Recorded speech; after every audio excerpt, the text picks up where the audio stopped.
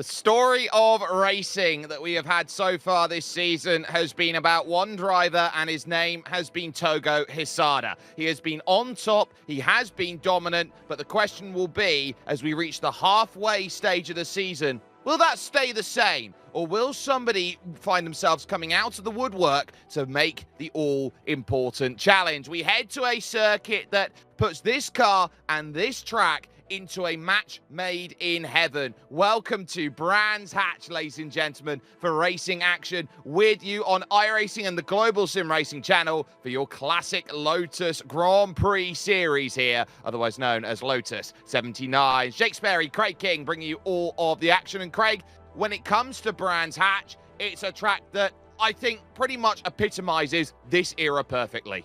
When you think about this track and you think about these sort of cars, first thing that comes to my head is Brands Hatch. Those classic moments at some of these corners from the historic racing from those days. This is what the drivers love. They want to feel that classic racing, and this is how they get to experience it. And they'll experience it when they get themselves through qualifying and into 30 laps worth of racing. But before we do that, if you're brand new to us here with iRacing, the Global Sim Racing Channel, you don't know what a Brands Hatch is and why we're racing in a hatch, let's go and give ourselves an understanding of racing with our GSRC track guide. Welcome to Brands Hatch. When popular British racing circuits get listed, this track just to the southeast of London often finds itself near the top.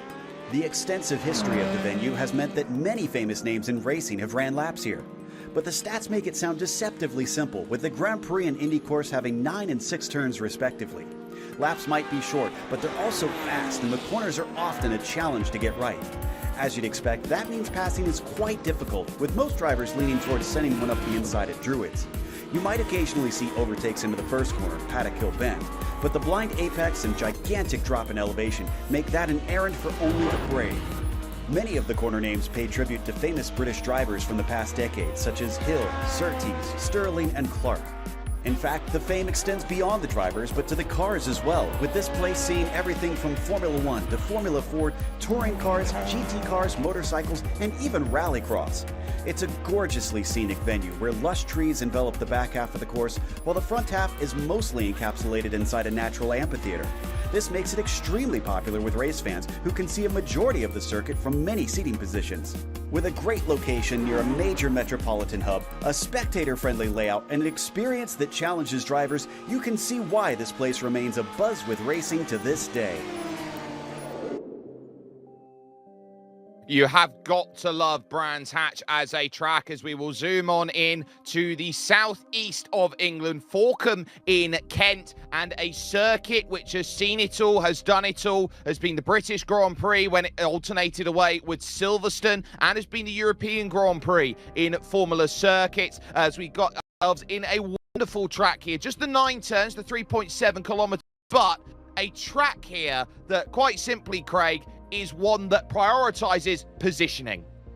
Prioritizes due to the narrowness of this track and the way some of these corners with late apexes, high-speed corners really do work here. If you're looking for a chance to make an overtake here, it will be down into turn 2, aka Druid Bend in classic English fashion. Every corner named after a driver. Surtees, a double apex there into turn 4, and that long down turn into the Hawthorne Hill before you get to Hawthorne at 5 will be a great overtaking spot. Drivers will love how the downforce will respond here. Never did this Lotus in the real world actually win here. The last time a Lotus won around here was in 1972 with Emerson Fittipaldi. This is still, though, a car that the drivers love to rack around here. If I had a dime for every single time a track owned by Motorsport Vision Racing had a corner called Druids on it, I'd have 2 dimes out there, which is not very difficult, but ultimately, it does surprise me how much money I'm making from it. But let's talk about this championship and where we go, as Togo Hisada holds a 113-point lead against a very stacked pack that is there trying to get through. Remember, drop rounds available in this championship here as part of the F1 drivers standings. James Barry is second with Gernot Frietscher, ahead of Taylor Lane, who is not here today, with Kartik Pai in 5th and Shadi Ahmad in 6th position. Gabri Martinez is 7th, along with Daniel Gallis in 8th. Then it's JB Master and Ferran and rounding out the top 10. The F2 standings are for those who don't necessarily, Craig, have enough iRacing to compete at the very top, but effectively your development. Yeah, they are the drivers under 3,000 iRating, and Alex Kessick, don't think he's here this week, but he's currently leading that championship very close to. And then Gorgon up, also just holding it up. These guys get points for where they finish in the races. It's like the F1 drivers. So that means Andrew Dixon and Connor Levy are so close in 4th and 5th. And you go all the way down to Steinbild and Tamari. These are drivers that you don't usually see in the top split, but you still get to hear their names because this is oh so important. Ben Sommer, probably one of the drivers you usually see. He's here today in the top split. He's down in 9th with Mark Winfield just rounding out that top 10. And we do have a few teams looking to hold. Team Tyrrell, who are up in front, the team of Hans Sommer and Miguel Morland, 24 points clear of Team Essex Lotus, which is Creature. McLaren, 26 points back in the scrap too, with Albilad Racing in Keep Renault Elf in 5th, and then Unipart Racing Team Ensign in 6th position. Jib Racing are trying to make a little bit of a close-up with Northern Winter Ferrari finding themselves 9th, and the Vorsteiner Arrows team rounding out the top 10 in category. But if you're here for the first time and you're looking at, well, how is this race going to be? Well, we've got 30 laps worth of racing action to put on the clock here, but the critical is not going to be those 30 laps. It's going to be how aggressively you need to run them. And as we halfway stage of the season, drivers that might prioritize the end of their season with the open setups, the no spare car, and the drive-throughs and the disqualification limits all set as per usual. And it's going to be interesting because you may see drivers flirt with that drive-through, how much speed get to take off here from some of these high-speed corners. So that'll be one to keep an eye out on. Qualifying looks like it is over, and Togo Hisada, too, no surprises despite a really bad first lap, taking pole position there away from Dylan Freckleton. It is quite close at the top, Jake, but then you can see the difference between the top 5 compared to the rest of them when we get to those standings. It's one of those circuits where, because of the technicality of Brands Hatch, you do see wider gaps between them, but qualifying is completed, and as was mentioned there by Craig, Togo Hisada, a 110.705, takes the pole position ahead of Dylan Freckleton, who was the last driver to put his time in. James Barry and Jerno Freacher are on row 2 with Philip Kunhardt and Carter Lundy making up row 3. It's then Bjorn Ackermann and Kartik Pai 7th and 8th, with Connor Levy in 9th and Daniel Gallis rounding out the top 10. Timothy Rees going to be there in 11th with Andrew Dixon in 12th. Then it's Mickey Friesen trying to get over his birthday yesterday in 13th. Lesson 14th, and Jean-Francis Boscus 15th with Julius Muller in 16th. Javier Mosquera will take 17th of Aaron Blair in 18th. Then it's Hans Sommer in 19th and Isabella Maff will be 20th. Mike Rasmus will be in the blackjack position of 21st, and a nice return for Barry West, dealing with infection for the last couple of weeks. He's back to racing 22nd. Ryan Turcott and Alexander Matei are on row 12, and Bruno Araya in 26th, with Gord Janot and Wilson 27th and 28th. It leads Kurt Clapper and Ben Summers. 2 cars did not set a time. Not surprisingly to see Jason Clapper not set a time in qualifying. Driver was the number 30 of Javier Garcia, who will be the final driver in the field who hasn't set a time, also representing Club Andorra, or Flag Andorra, here today as we get ourselves set. We got the 2 minutes to grid themselves up, or they can choose to start. It is a banked start to the lap, which is often why the short layout of this circuit is sometimes colloquially known as the Indy layout for this circuit, because of course of IndyCar joining and running a race on that shortened layout earlier on. But a green flag drops almost immediately, and it's caught out a car in the back of the field that wasn't alert to it, and we are underway in racing. Togo Hisada with a big launch down. Paddock Hill bend. James Barry jumps Dylan Freckleton, who's in 3rd, and for 4th and 5th, Philip Kunhardt now trying to work here to try and deal with Jerno Freacher on the outside. Freacher gets the run down to Graham Hill bend and gets it sorted. Clear start at the front, but at the back, they weren't very much ready through the fog and the haze. Yeah, two cars just having a bit of a moment, Araya and Summers, but at the front of the field, it's been very clear and a very surprising moment there. We talk about Hitsada not having the best of launches sometimes. Well, the best of launches happened for Freckleton, a big crash in the back of the field with about 4 cars getting caught up, but the leaders are still fine. Jamie Wilson, the first one to take what I believe will be the toe.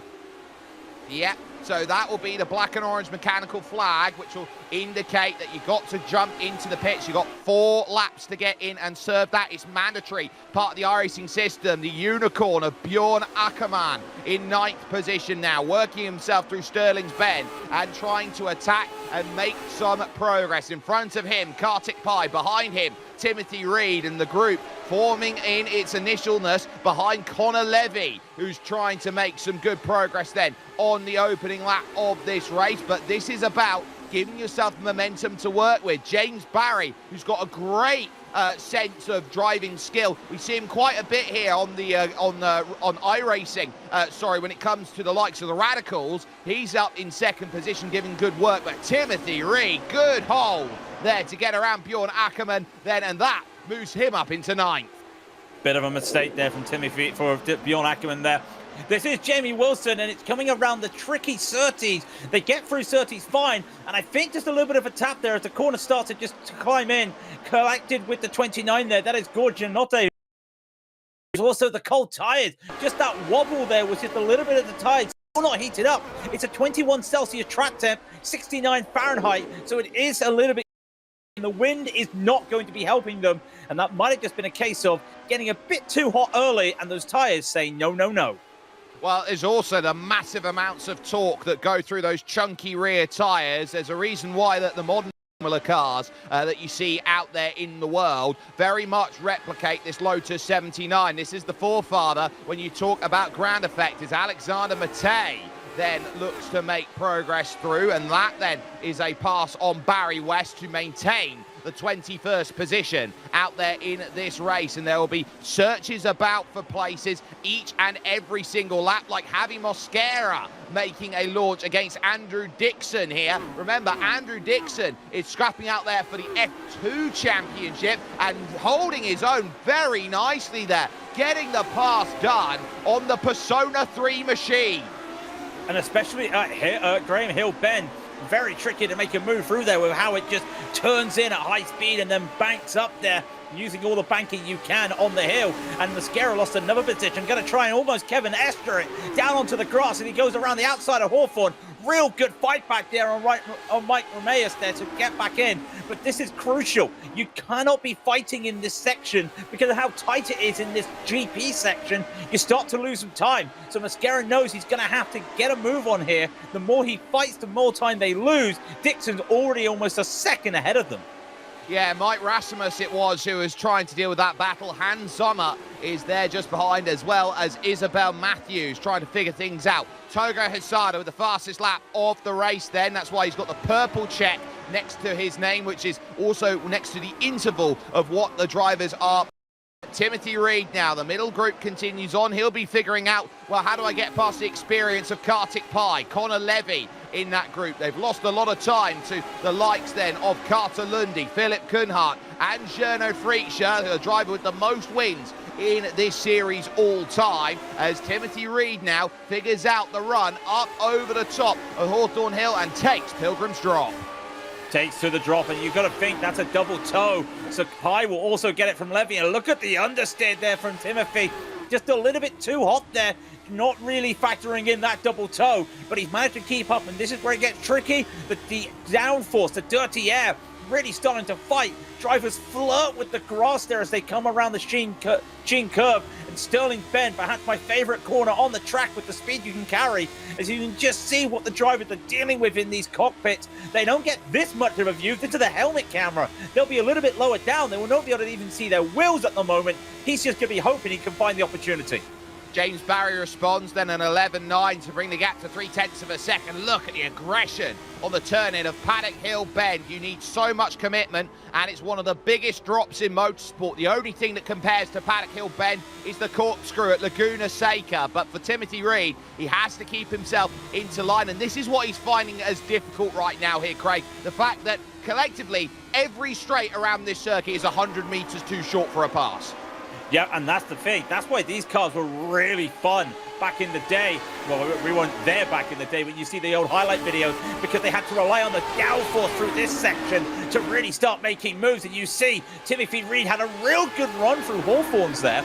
Unable to do much, but if he just kept that up, maybe could have forced an issue on Kartik Pai. Again, would have lost them some time to Conor Levy. In some respects, you may need to look at that later in the race. They're only on lap 5 of 30. That's one to keep your eye out for later in the race, but you start to see Pai losing a bit of time there to Conor Levy. Timothy will see this. Timothy will get a little bit skittish. He'll want to get past. Yeah, want to get past pretty soon, I would imagine, here to run through the train and gain that extra position. With Pai can get by, Levy is the next focus out there. It's a case of not driving a Chevy to the Levy, but rather his Lotus 79 at the moment here for Timothy Reed, with Bjorn Ackerman, Daniel Gallis, Mickey Friesen there in 12th position, trying to give a little bit of a hunt at the moment. But for this time being, it's about giving yourself a bit of space, and a lot of the groups now are starting to form as a little pack here and a little pack there outside of your top two. The next pack is Kunhart versus Lundy. We go to James Barry here in second position. Togo Hesada has been all conquering so far this season. Wins at Mosport, a win at Imola, a win at Portland, and looking at Brands Hatch trying to make it a 4th win this season out of 5 starts. The only blemish on the card so far, Mangi Kaur.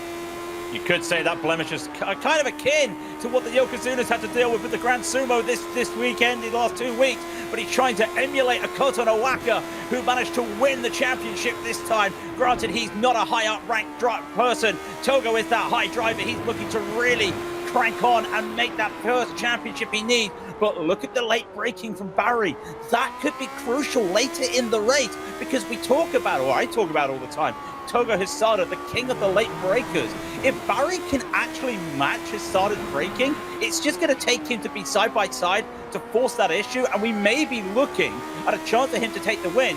What this is now is Hesada just playing patience driving here. He's playing it smooth. This is how he loves to drive. When it gets late in the game, you know that he will start to turn it up more.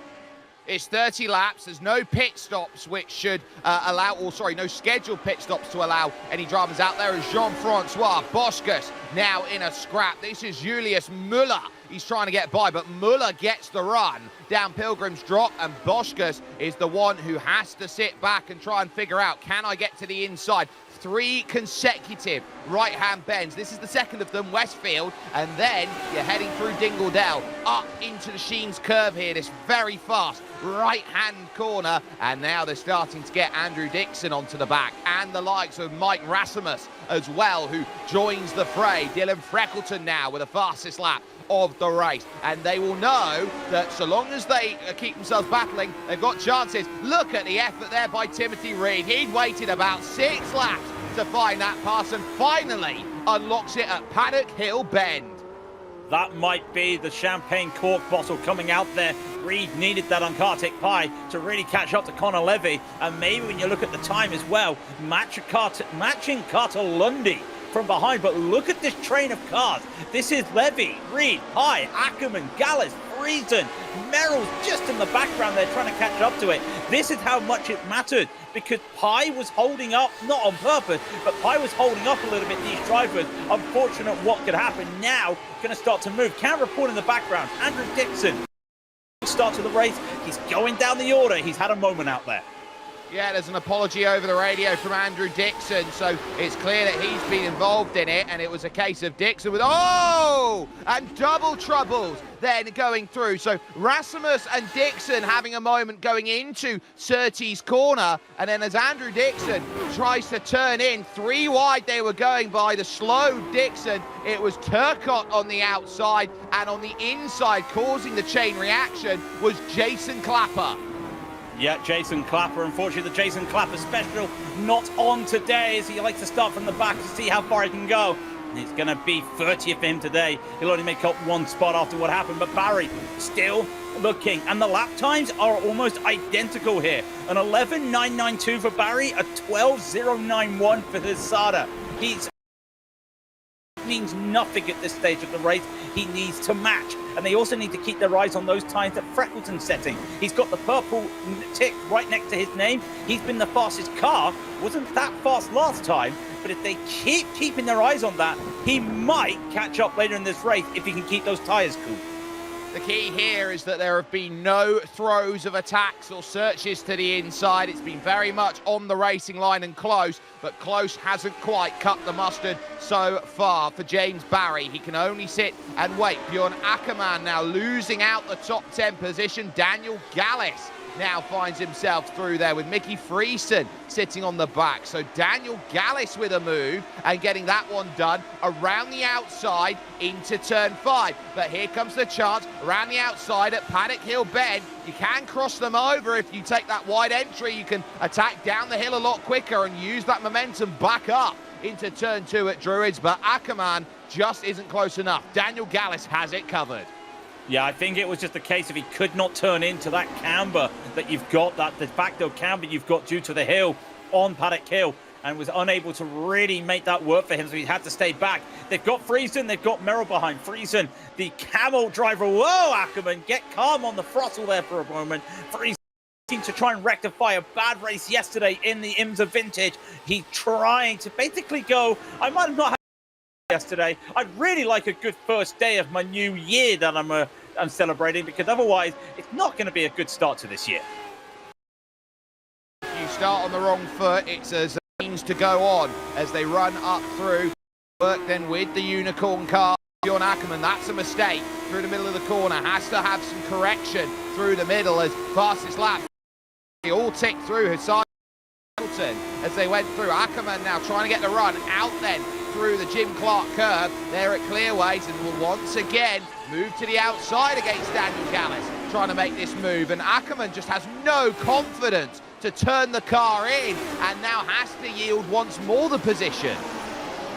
And now you got to think to yourself, how do you make that move work now? You've got to think, I'm getting side by side on the outside so much, you can't really outbrake a driver there. You're going to have with him like these guys. They're kind of working together at the same time, at the same time that they're also trying to fight each other, because you see these four drivers just in it together. One mistake from these guys at the front of this queue, they're going to be losing 3 spots at the end of this moment. So they're going to have to hope that, you know, keep it calm, keep it tidy, but maybe if you're Mickey Friesen right now, you're licking your lips. I'm hearing the sound of the Eagles of Death Metal, because Miss Alyssa is on the back right now, and Alyssa Merrill will want to get through all 3 of them, Friesen, Ackermann and Daniel Gallis, as quickly as possible out there. Togo Hasada, another fastest lap. Troubles as well for Bruno Araya in this race, and Jason Clapper officially now 3 laps down and out of the race. So that will be the 3rd retirement then from this one so far. Friesen continuing to stay close, but right now it's about keeping yourself settled. You've had the first third of the race already. That's your greeting card moment of handing out who you are. Now you settle down in and go right, down to business. Down to business. And I'll tell you what, I think Bjorn Ackermann's being a little bit too hard on that throttle right now. I think he might have the lead plate that's in my racing shoes, because having a little bit of moment coming out some of these slower corners. We saw it last time out of Surtees, he had a moment. He just had a moment out of Druid where the rear of the car started twitching, and that's a sign of putting too much throttle down, spinning the wheels in these Lotus 79s. Remember, they don't really have traction control. ABS was created back then. They're going to have to do this naturally with an H pattern as well. And I do feel that that is where Mickey Friesen comes into his own, just like Togo Hasada comes into his own, is under threat from James Barry today. But Barry isn't attacking yet. And I wonder, even with the fastest lap, can he attack? I think James Barry is a very calculated driver, as Dylan Freckleton now sets the fastest lap of the race then, as it was actually, it's going to count as both of them have the fast. Have you ever seen that? 2 drivers share the fastest lap of the race? Never. And in fact, on my timing screen, it's an 11.848 for Barry and 11.847 for Freckleton.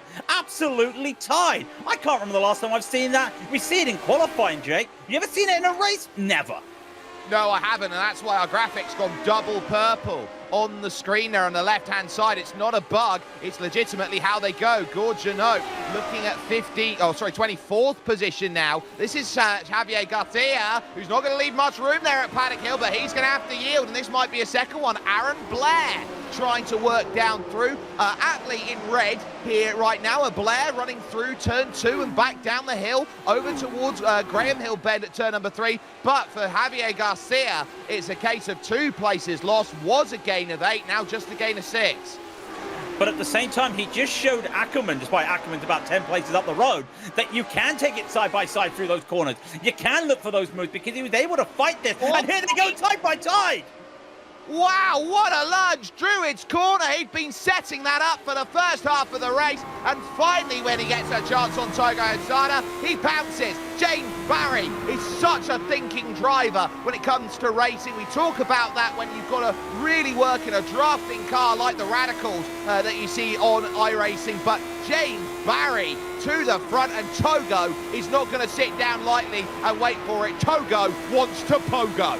Now remember, Togo likes to break late. We talked about it. Jonah Friescher fastest lap of the race in an 11.844 now. But this is where Hosada's got to be it smart. He knows how to use this downforce. He can go around the outside so many times. He knows how to go around the outside of so many of these corners. He could be setting himself up, but he also knows he just has to match it. And I feel this might be the weakness with Hosada from the last 2 seasons. Yes, he can attack, but when he's following someone, it's almost like the Mercedes dominance era at Monza. There's not a lot they could do. Friesen trying to look for a move on Ackerman, and I think he's going to get it done in Druids.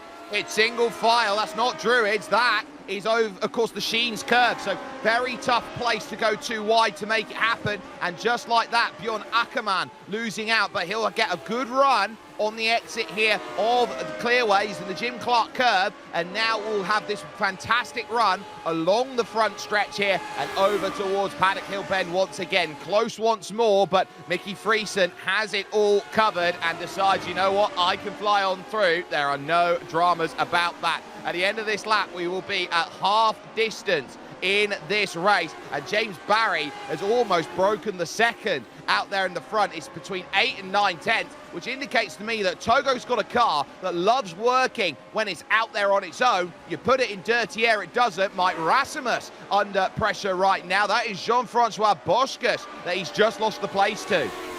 He's +6 for the day. He was +7 for the day, but Mike's going to have to just work a little bit more there. A little bit of a mistake coming out of the corners. It's Muller, actually. Yeah, so this is exactly the opposite here. So it's not Boschkus has gone through, it's Rasmus trying to attack and find a way through. This is what happened to Ryan Turcotte then, and this is going down the hill and in towards that section. Yep, was caught up in the incident with Andrew Dixon and Jason Clapper, so another beneficiary of the retirement. And when you're on the outside like that, it's always very tough, especially when you're trying to run a mock-up 1991 Jordan livery. Well, I don't think those Jordan cars in 91 even had the power to try and go around the outside, let alone the downforce. But then again, at Hawthorne, it's a corner that you really can just send it in wide. It's surprising how wide you can go with that corner around there for those drivers. As now we've lost Mike Ramos. Let's continue on with Bjorn Ackerman, though, still trying to battle Mickey Friesen. But I feel like he's struggling as well. Some of these drivers are not comfortable following other cars today, it seems like, Jake. No, they're not. Gorgiano losing out. That's Aaron Blair around the outside. So the Canadian here is going to be in the wrong place at the wrong time. Once more, Aaron Blair has it covered. Misses the apex there through Paddock Hill. And that's going to create a wonderful line to attack at Druids. You could have seen the sparks as they went over the curve on the outside of the corner. But again, not quite close enough to go and manufacture that pass. It's tough out there at the moment, but the closest battle in your top 10 suddenly is Connor Levy, number 26 on the car, indicates 26th best iRating in the field. If you're just looking at pure iRating numbers, this is a big strength of field day right now for Connor Levy. Strength of field of 3,622. The top 10 are all drivers with single digits. I mean, they're in the top 10 of iRating. Number 10 is the number 11 car, Daniel Gallis, and number 8 is the number 26. You've got to think about that. There are 32 cars of varying iRating from 7K all the way down to 2.6K for one of the last drivers. And this is Levy really just showing that my iRating is not what I do. And it's like Barry West, my driving is still having a lot of fun. You got to give some credit here to Barry West's setup right now, because every time he has to shift a gear, the camera shakes as if he's shaking to go up the gearbox into an extra gear, running in virtual reality as he goes through each and every corner. That gives you that little extra piece of realism that you like, which is almost like watching an Ayrton Senna camera shot through Monaco. Well, we've had a moment with Carter Lundy as well. Carter Lundy was having a battle. I know he's not having any battle. He actually just lost it on his own, coming through Hawthorne Bend. He took too much of the curb. He spun out. He has lost a lot of positions. He's down in ninth. Such a rare mistake there. Yeah, no, it was the Hawthorne. No, I'm looking around. He's had a second spin at the Sheens curve. So if he's had one there, it's Sheens curve where Carter Lundy has gone wrong and has looked to try and fight himself back. Now down into ninth position and trying to work on through. It's also worth noting that there's been a drop for Mike Rasmus. So that is out of the top 20 and it's going to be a ways back now for Mike in terms of this race. Running the classic team players special that you see so often with Canadian and America's drivers there. It's troubles, and we've also got troubles for Isabel Matthews, and she's got the black and orange mechanical flag. She's had an issue and she's out. Just a few drivers here. This is Isabel Matthews. Let's see what happened to Isabel as they come through, trying to check up and trying to get around an incident, and that car, yeah, there was some space there, but the gap just started to close a little bit, and it was just a wheel rub. And they started going each other a lot of spin, and I think, yeah, there is a wheel missing. That's not a graphical bug. That is actually the wheel gone. 3 wheels on her wagon is not what you want to see. Andrew Dixon down into the pits as well as Mickey Friesen eyes up a top 10 position and is trying to eye it up pretty quickly here as we sit with 12 laps to go in this race. Friesen looking at Daniel Gallis just in front. Gallis takes the defensive line to the middle of the road in towards the opening corner. Friesen all the way to the outside, completely misses the apex going through. It's a corner that just wants to throw you away. You're effectively, when you're going through the opening section of track at Brands Hatch, you are heading all the way over to the likes of Falcon Road each and every single time, and you wish you weren't. No, you wish you were kind of a little bit more closer, and that's why they've got that AstroTurf there to just allow the driver to just get a little bit more speed and a little bit more momentum, because that momentum will wash them wider and wider and wider. It's almost like the stand track has got a magnet there as Friesen continues on. Here's what happened to Carter Lundy. I was incorrect. It was Sheens. I'm getting my corners mixed up here, taking too much of that inside curve, something you rarely see. But when you're driving these cars so low because of that ground effect downforce, you're going to expect that at some point. These drivers taking a little bit calmer, not having to be too aggressive. And meanwhile, Kartik Pai, this is our second of 3 battles in the top 10, trying to get by Connor Levy for another time. Yeah, and this will be Connor Levy holding well, +2 for the day. Timothy Reed inside your top 10 is your biggest mover, +5 out there. Jamie Wilson overall your biggest mover, +7. They go by Xavier Garcia, who's just come out of the pits, and that's a pick straight down the inside at Druids. Kartik Pai sees the opportunity, and Connor Levy's got nothing for it to the outside. Tries Carter Lundy, trying to cross over, gets a great run off of the exit as they both hold each other up. Over then to turn 4 at Surtees. Carter Lundy gains the place. A brilliant move there, really just picked up the moment there that he needed. Otherwise, he would have just been waiting. He just saw that moment and just decided, I'm going to take it. And I wouldn't be surprised when he's just a small car and a small island in the channel. You've really got to just make yourself stand out, and that's exactly what he did there as Carter Lundy goes up. And for Levy, it's not looking good. But Philip Kuhnhardt, it's really begging now for this traffic to work with him, just like we just saw there against Kartik Pai. Well, he's getting that because for Kurt Clapper and Bruno Araya, who are out there at the moment, Araya's 10 laps down, Kurt Clapper in 24th, 1 lap down. Philip Kuhnhardt got exactly what he wanted against Gernot Frietscher, a driver who is a living legend, who's got 3 times as many wins as the next driver out there. And that was in an era where from about 2014 to about 2018, nobody could beat him in a race. 6 years of pure dominance in Lotus 79 racing. It's been a lot tougher as the years have gone on for Gernot Frietscher here in 2025. But at the moment, he's still proving that he is elite. And he's got Togo off the road at Westfield Bend, all on his own. And just like that, the best racer in the race, has gone off, and secondarily, that will be a retirement. And I wonder if he's had more moments there, if he's had some damage, because the car reacted very interesting the second time there. He took way too much of that inside curve going through Westfield, something you don't normally see. As he went to get going again, did he just lose it again, or was it just the grass? Here's Toga Hisada. We're seeing the onboard right now. He's going to come down the Hawthorne Hill. Into Hawthorne Hill go with not a lot of problem, but if he just takes a bit too much coming through Westfield, you can see it's not a case of clipping. Yeah, he's on the grass. He's lit up the tires a little bit with grass, losing a bit of grip, try to carry the speed, and the rear says no, tries to correct it, spins out, and unfortunately still a lot of debris on those tires, just caused him to have not as much grip as he was expecting. One thing you can say about Toga Hisada is that he traditionally likes a car that is very pliable in the rear. And by that, I mean he likes a car with a lot of feel, and so that he can wrestle it into the corner and try and save it. There's a spin in front of Dylan Freckleton. That's Ryan Turcott, and Freckleton's just avoided dramas in second. This group's now going to join the scene and avoid the stranded Turcott there in the middle of the road. Freacher and Kunhardt now fighting for the last spot on the podium, and that could have been disaster for the pair. Could have been disaster. It was almost disaster for Freckleton. I had my hands in my mouth for a moment. Carter Lundy doesn't have to worry about that. Neither does Kartik Pyatt. The scene is clear now for them as they continue on by. James Barry now has a 5.5 second lead to Dylan Freckleton. Freckleton's only matching. He's not beating those times, so he's just probably going to have to resign himself to this with 8 to go. But Lundy still looking for opportunity. It's very brave to look for it through Clark. I was surprised at that. He may get the run, or he may have just overcooked it here, Jake.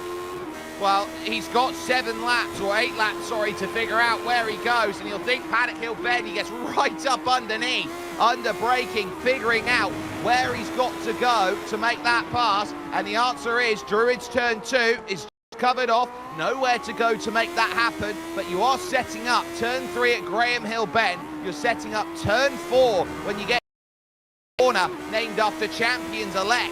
Of course, it turns 3 and 4, and then over Hawthorne Hill, another one, and now you're looking at Carter Lundy. It's all about the drive off of the exit here, and now for the Canadian, it's about, can I get to the inside? Answer is overwhelmingly yes. Kartik Pye's going to have nothing to fight with, and on the outside, gives it up. Gives it up, and I thought he may have been able to do an over-under there, but no, unable to, and Lundy will go back to 6th. I say back, he started 6th. He is back in 6th place, and that's fantastic for him. Having Mosquera having a crash with Hans Sommer in the background as well. He's had to take a tow, so we're down to 21 drivers from the 32 on the lead lap. It does feel like an old school F1 race with drivers having issues and mechanical problems out there. But now this is Pye's time to attack. 2 free battles actually in the top 10, Jake. We've got that battle for P3. We've got this battle. We've got Daniel Gallagher still trying to hold off on Mickey Friesen. I've just seen an off-screen replay of what happened to Javi Mosquera. It is a frightening crash at Paddock Hill Bend, which has gone and taken Mosquera out. There was a lot of contact in that one with Hans Sommer, so keep that in mind as Gord Janot now into the top 20 with that incident will eye up Aaron Blair, and Aaron Blair eyes on Matthew Cockerham for a place.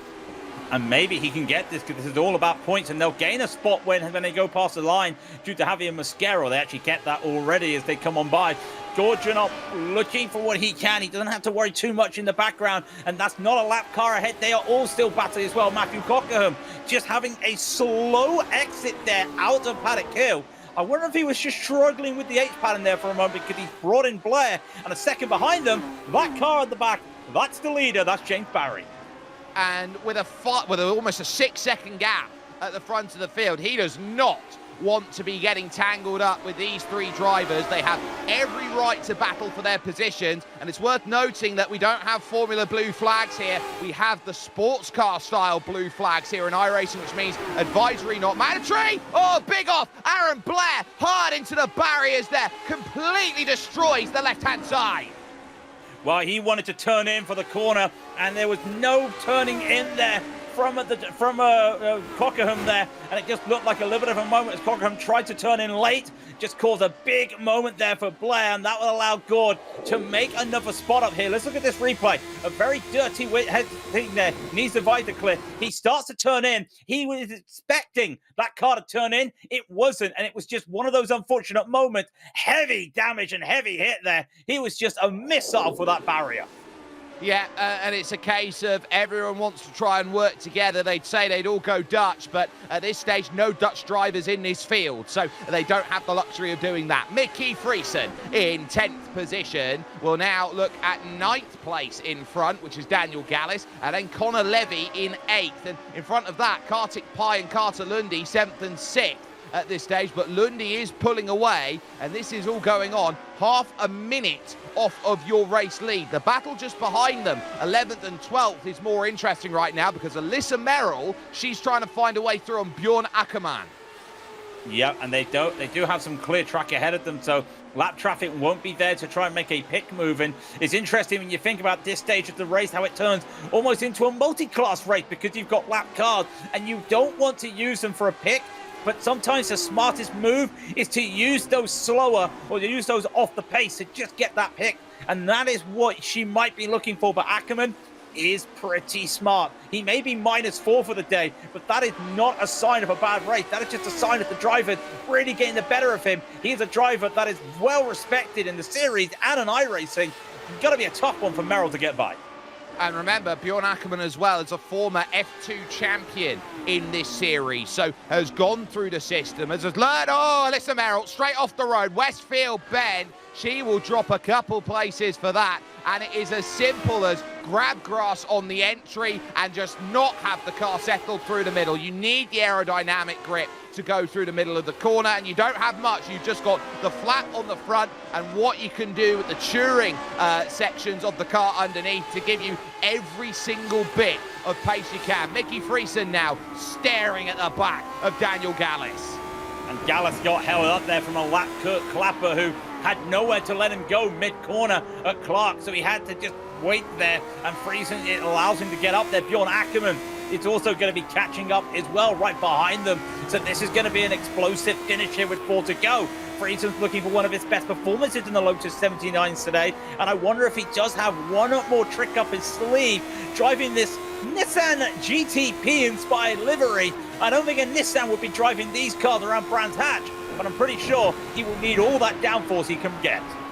Yeah, every single amount is tantamount to, can I find a position here or can I find a position there? With 3.5 laps for Mickey Friesen to get this done. Daniel Gallis, this is showing why Daniel Gallis is a top 10 driver in the championship. Might not have the overall pace, but consistency. That's where Daniel Gallis has his strength suit.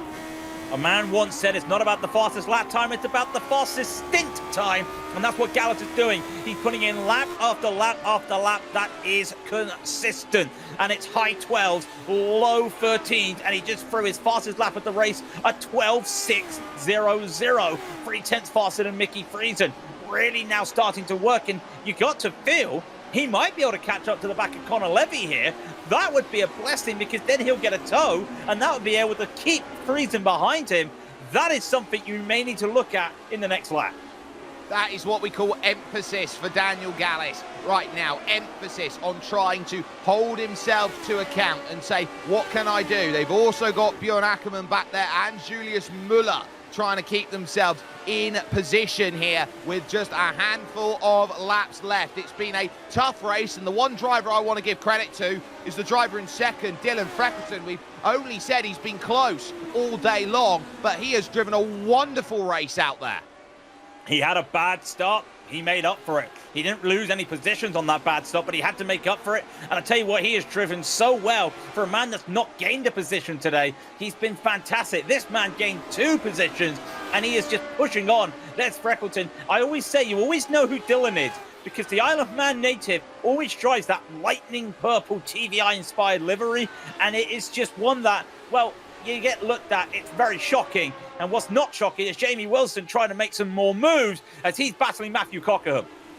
Yeah, and if this can be the one move that gets it done, you start wondering now for Jamie Wilson whether this is going to be a case of attack or defend. That's Jerno Freetscher there just behind trying to navigate through, and Matthew Cockerham will realise that use it to an advantage, slows down on the outside there does Jamie Wilson, and has nothing to do but see the likes of Gorgeanote, who is there just behind. Your last lap of the race starts. Dylan Freckleton, never say die attitude for him, because he's just set at the fastest lap of the race with a 1:11 flat. Now trying to hunt down James Barry, took a full second out of him on that last lap, but that's a bit too little, too late, unless James Barry feels the pressure in these final stages. This has been a race that when you sat down and looked at it, it was all about the move at Druids. That completely set up James Barry's race to take the race lead. Togo left to chase.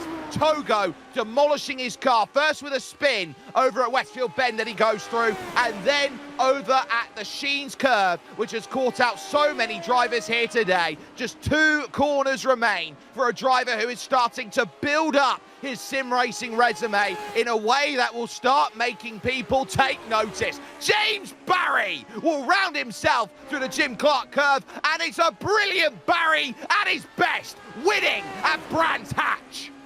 Barry said he's going to do it anyway, and he takes the victory. He doesn't get the fastest lap. That belongs to Dylan Freckleton at the moment.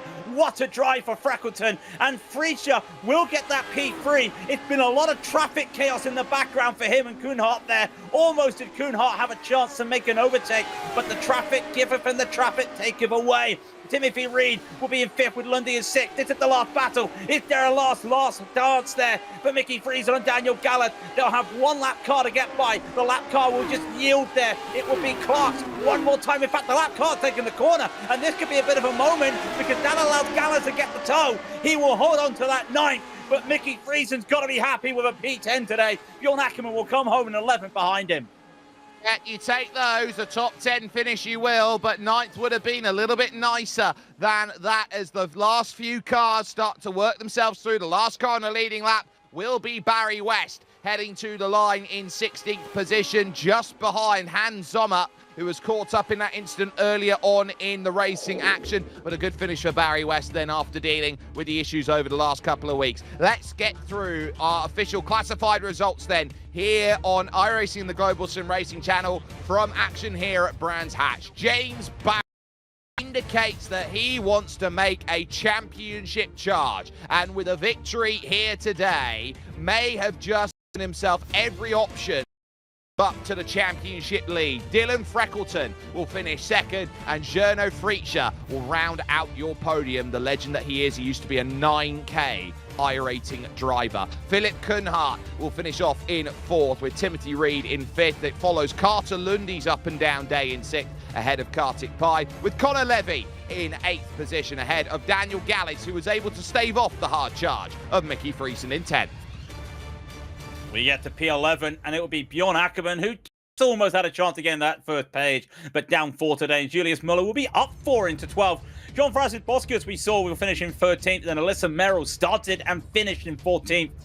Hans Sommer will be 15th, and 6th places for Barry West in 16th. 7 for Matei and Cockham, as they're both a lap down in 17th and 18th, respectively. Gorgeanot will be in 19th. Jamie Wilson also a lap down in 20th.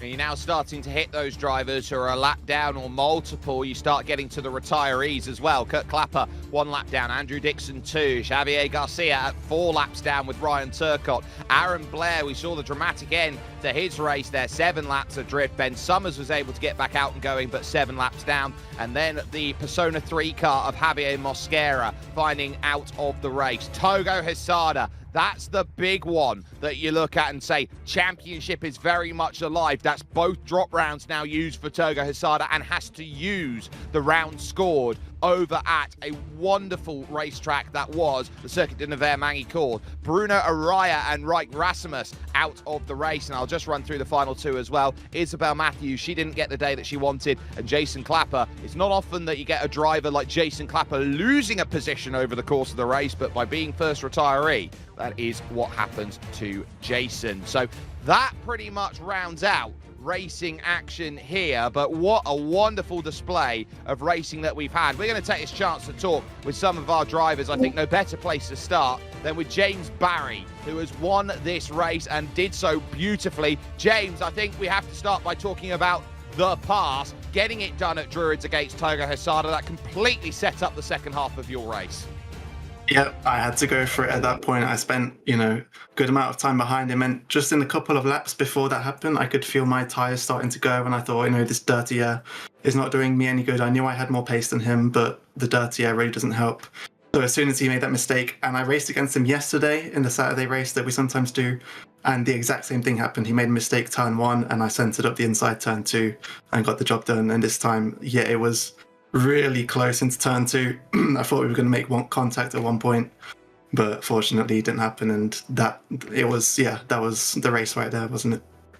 Experience certainly paying off, especially with Togo Hisada running into troubles behind you, which opened up that gap and give you that chance to go through. Still, a lot of traffic in the second half of that race. I saw you make a comment in the server that you were actually quite happy about the way that the blue flag systems were playing there for you. So talk us about how difficult the lap traffic is around a circuit as congested as Brands Hatch is. Yeah, I mean, it's not perfect. It's never going to be, because in iRacing, the blue flags are apparently informative and not mandatory. So whenever people do pull over, I do like to, give some appreciation for that. Some of them I did have to send it a little bit.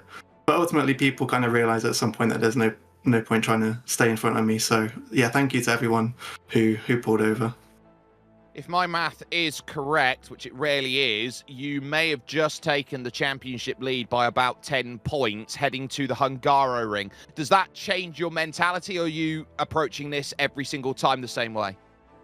The thing is, this is my first season in really taking this series seriously, so I don't know where I'm going to be at. In the future races. The setup that I found for this track was amazing, and I have to shout out Togo, because I kind of I've been using his setups as a baseline, and that's really helping invite people to the community to have those baseline setups. But I did some experimentation and found a super setup this week, so it remains to be seen if I can pull it off in the future weeks. So I don't know at this point. Well, we wish you the best of luck with the second half of the season. James Barry picking up the win today here from Brands Hatch, a win on home soil, which always gives you an extra virtual 0.2 of a second. And I suppose if you're from the Isle of Man, you get 1/10 of a second. Craig King has wandered down and found Dylan Freckleton. Yeah, I got Dylan Freckleton, the man with the fastest lap. He went purple in the purple TVR, but Dylan, we're going to have to talk about that start, I'm afraid. Got bogged down at the start, and it looked like that was a little bit of a moment that cost you possibly a chance for that battle at the lead. Yeah, maybe. So I got quite a bit of wheel spin, so that was a little bit scary, because I was sort of going sideways across the track at one point. But yeah, no, we got through it, and I'm not overly bothered. I think I didn't have the pace that James had over the whole race. Obviously, I got the fastest lap, which is nice. I'll take that. But yeah, I think he was a bit quicker, and to be honest, I think I was quite happy to settle in third at the start. I'm normally a little bit slower at the start of the race. Takes me a little while to get warmed up. That's probably where it went wrong last week at Portland, where I was sat in second in the middle of the sort of train of cars. Went off because I was pushing too hard. Today I was able to just sort of sit in third, and yeah, just settle into the race a little bit easier, and that meant that at the end I was a bit more comfortable, able to push a little bit more. So of course we look at that because it was just a race that you were able to just keep going, cool, calm, and collected there into P3. Then came the moment with Togo. Did that change anything, or were you just happy to know you had a nice buffer to Gernot, you had a nice buffer ahead to Barry, there was no need to do anything, you were just bubble racing? I was pushing. I was trying to push. I was trying to see if I could set fastest laps just to try and keep a bit of pressure on. But I knew it was going to take a mistake from James, and obviously he didn't make one. So yeah, fair play to him. So the track has caused a lot of issues for these drivers today, and not everyone is clean. What do you think is the main reason for that? Because it looked like more than just Hisada was getting caught out today. Yeah. Well, there was a back marker went off right in front of me at Westfield, the really fast one. That was a little bit scary, but all good. Yeah, I think particularly around the back section, the amount of commitment that you have to have through there, and I think with the setup that you're running, it's quite high downforce, so you're carrying a lot of speed. Do that, and it's really easy to just, you get a little slide on the rear. It's really hard to save that. And I think that's what happened to Togo. It's what happened to a few other people as well. Well, I know you weren't here for the start of the season. 3 races now, another first podium for you. Looks like you might be starting to creep into that top 10 as we get to Hungaroring. That goes from an old classic F1 track to a new track. Got any feelings or vibes going into that race next week? Yeah, I like that one. Again, it's a high downforce one, which seems to suit me a lot better. And yeah, I quite like the Hungaroring. It's a nice little track. Well, we hope to look forward to seeing you there. The man in purple going purple again, Jake. Fastest lap for Dylan Freckleton, get to P2, and very good driving. And I believe you have the last man on the podium beside you. I think you're alongside going up Frisha. Yeah, Journo, it's a great return to form for you after what happened last time out in Portland. A case of finding yourself on the podium, getting good results. How important has it been to try and find some consistency over the first part of this season, running the 4 races you have so far? Hi, Jake. Yeah, thanks. Thanks for reminding me of Portland. That was a really bad one. Although I don't want to be disrespectful to all the others because they were just quicker than me. But yeah, this week was much better, and yeah, it's a track that I know quite well. So my pace usually is quite good at Brands Hatch, and yeah, I had a good baseline setup from last time, and yeah, in hindsight, it's been a good race. You were certainly kept honest by your Diach friend behind you, Philip Kunhardt there. So in terms of this race, I don't think you really had a chance to sit down and settle and feel comfortable at any point, knowing that he was pushing that hard behind you. No, not at all. Philip was crazy quick, so yeah, he kept pushing me all race long, and he didn't really make a mistake.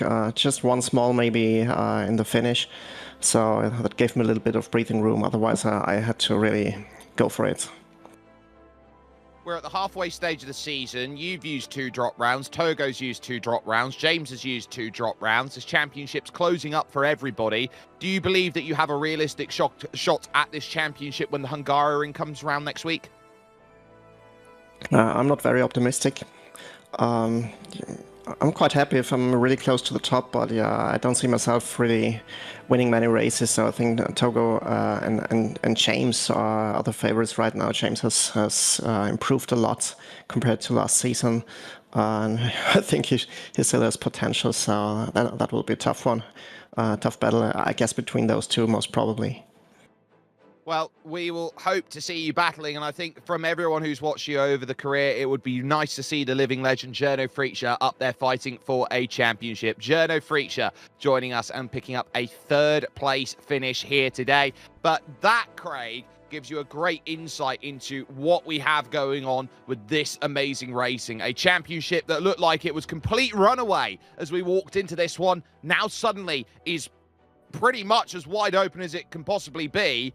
And we head to the Hungaroring in 7 days, August 3rd. That's going to be a circuit that has a lot of similarity to here at Brands Hatch. Yeah, it's a modern day track nowadays, and it does have a lot of tough places to make overtake, and it is that high downforce that we saw Dylan Freckleton was talking about. So it's going to be interesting to see who makes a move. Last time I was at Hungaroring, Togo Hesada made a move around the outside of the penultimate corner to get a P2 in the race. So do look for that next week if Hesada has to go for some late moves, but it could be him. However, the opera singer hasn't sung yet. We've only halfway through the championship.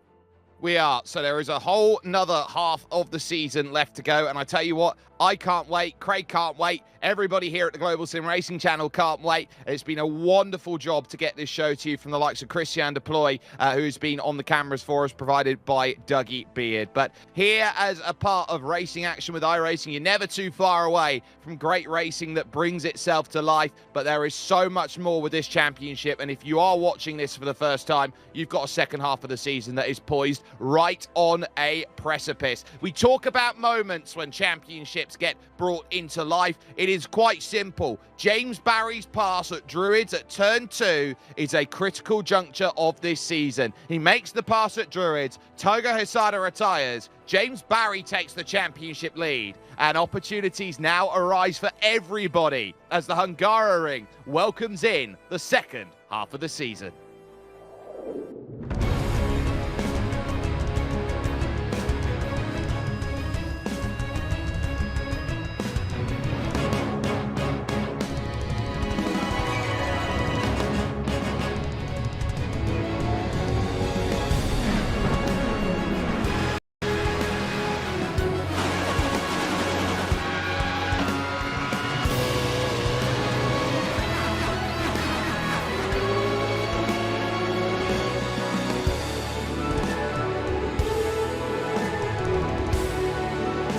This is iRacing.